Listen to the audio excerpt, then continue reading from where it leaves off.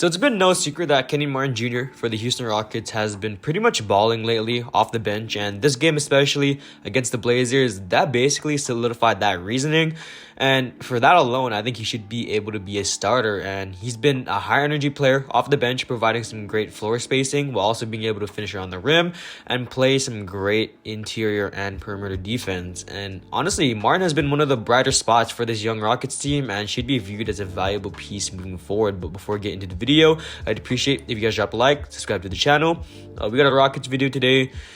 They got a good win against the Blazers. Great win, good team effort, had a lot of great plays, and overall we're going to be talking about Jae'sean Martin. We're going to go over the game pretty briefly, and overall just talking about the Rockets. So yeah, let's get into it. I'll just briefly go over the box score. Just kind of name some players to be noted. Jalen Green, 23 points, 3 rebounds. KPJ, 13 points, 7 assists, 2 rebounds. A great game from our backcourt right here. KPJ, Jalen Green, they played well today. Jalen Green had a pretty great game. From 3, 5 of 10, very efficient game. KPJ, 3 of 7. Finally, good to see that KPJ is thriving. 7 assists today. So great game from the backcourt. And looking at the other guys, Jae'Sean Tate and Christian Wood. Tate had 17 points and 4 rebounds with 2 steals and an assist. Christian Wood, 10 points and 11 rebounds with 5 assists. So great game overall. And we got 3 players on the Rockets bench who scored in double figures. We got Jae'Sean Martin, we will talk about soon. Dennis Schroeder with 14 points, 3 assists, 3 steals and a block. And Josh Christopher with 14 points and 4 rebounds, 2 assists and 2 steals. So getting into Jae'Sean Martin. So this game alone against the Blazers, he dropped around 16 points, 2 rebounds, an assist and a steal across 22 minutes of action. And Martin's stats don't reveal everything he's able to do, as he's averaging around 9 points per game, 4 rebounds and 1 assist. These are pretty low stats for someone averaging 20 minutes per game, but in his limited role, he's been able to thrive and prove why he deserves to start over players like Jae'Sean Tate or Eric Gordon. If Coach Silas does give him the green light to start, it would most likely be at either the 3 or the 4 because it makes more sense. You can even run him at the 5 if you want to. I don't personally like that because that's just small ball 5 right there, but he could run the 5 if you want him to. But it would be most likely either at the 3 or the 4 depending on what Silas values more. If he wants more youth, then KJ would overtake Gordon's role, as Gordon is 33, so him starting at the 3 would make sense. But if Silas wants more floor spacing, then Tate would be overtaken, as Tate has been proven to be one of the worst 3-point shooters for the Rockets this season. And if you look at his 3-point percentage this season, it's actually around 29% from the 3. So yeah, Jae'Sean Martin, he's been pretty much balling, especially from the 3. We'll get into his averages pretty soon. But overall, I think KJ deserves to start sometime before the season ends. And I think we have around 10 games left, 10 to 9 games, I think. It's not too much games, not too many games. But I do think he should be able to start sometime before the season ends and prove himself to be one of the best role players on the Rockets. So Martin's averages from the field are pretty impressive, as he's averaging around 53% from the field and 36% from 3. His ability to stretch the floor may make him a suitable option to play over Tate, as Tate isn't a great 3-point shooter, like I said. He also provides some great solid defense through the perimeter and the interior, as his 6'5" frame allows him to match up well against other wings. Him and Tate are pretty much similar.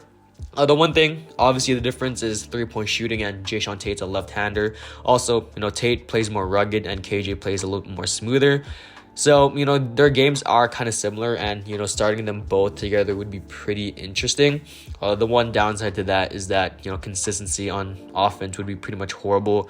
They're both not known to be scoring pretty high numbers, but, defense would be pretty amazing right there. So, and to top it all off, his quickness and his athleticism are also a bonus, as he's definitely one of the best dunkers on the Rockets. His ability to drive and transition and just dunk the ball is pretty much amazing.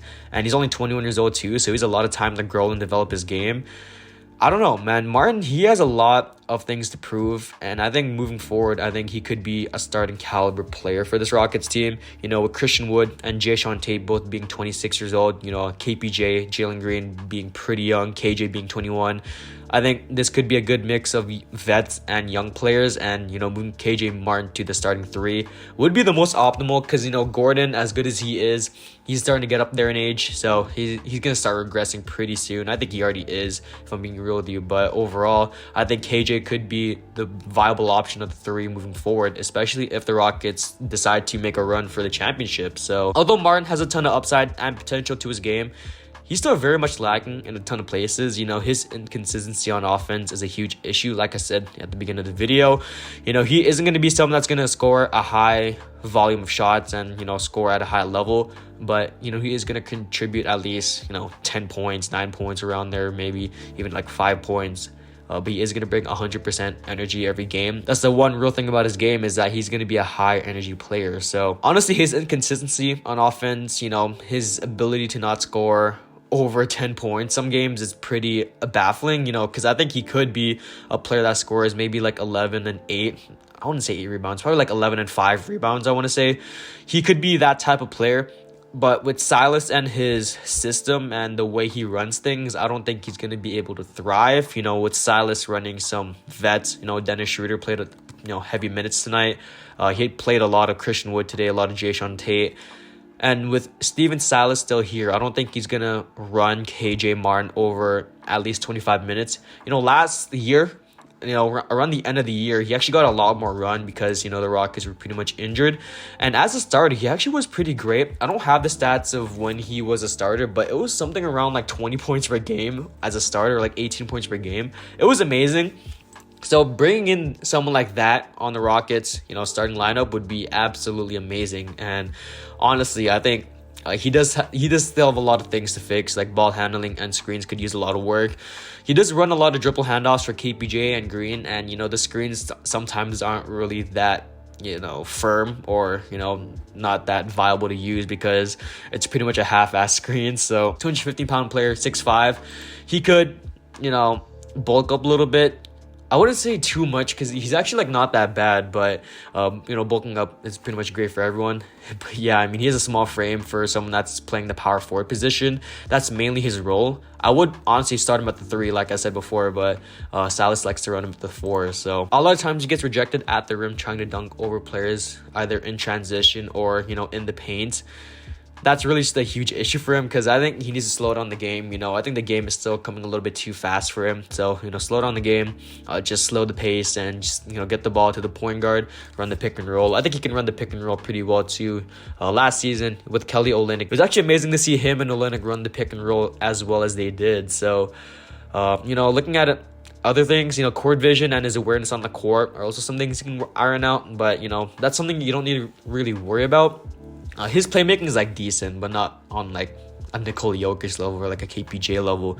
But he could use some work, passing wise. So overall, KJ, he was a great pickup. He was the 52nd pick in the 2020 NBA draft, and he could be viewed as a piece for the Rockets if they decide to make the finals in the near future. I think he's going to be a valuable piece. He already is a valuable piece for this Rockets roster. They need to keep him no matter what. I wouldn't say he's untouchable, but he is one of the more valued players on this roster. So that's the video. I'm JDC, and all peace.